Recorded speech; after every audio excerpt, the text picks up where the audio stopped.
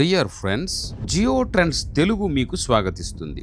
BJP MP Bandi Sanjay కుమారుణ్ణి ఎందుకు ఇంతవరకు అరెస్ట్ చేయలేదు? 17 ఏళ్ల మైనర్ బాలికపై లైంగిక వేధింపులు దాడి 2 సార్లు వేధించడాని బాలికల కుటుంబం ఫిర్యాదుపై అతనిపై 74, 75 పోక్సో యాక్ట్ సెక్షన్ 11, 12 లైంగిక వేధింపుల సెక్షన్స్ జోడించారు. కోర్టు ఆర్డర్ వచ్చేదాకా అరెస్టు చేయకపోవడం సాధారణం. అయితే పోలీసులు సమన్స్ ఇచ్చినా హాజరు కాలేదు. ఫోన్ స్విచ్ ఆఫ్ ఉంది. లొకేషన్ ట్రేస్ చేస్తున్నారు. ఢిల్లీకు, కరీంనగర్కు పోలీసు టీంలు పంపించారు. సిడిఆర్ కాల్ డేటా రికార్డు విశ్లేషిస్తున్నారు. అతను పరారులో ఉన్నట్లు సమాచారం తెలుస్తుంది. తెలంగాణ సీఎం రేవంత్ రెడ్డి గారు అరెస్ట్ చేయాలని ఒత్తిడి చేస్తున్నారు. కానీ బీజేపీ మంత్రి కుమారుడు కావడంతో అరెస్ట్ విషయంలో జాప్యం చేస్తున్నట్లు సమాచారం తెలుస్తుంది.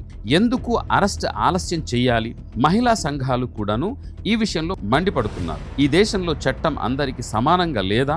ఎందుకు ఇంతవరకు అరెస్ట్ చేయలేదు? అరెస్ట్ చేయాలని ప్రజా గర్జన వినిపిస్తుంది. చట్టపరంగా న్యాయం జరగాలి.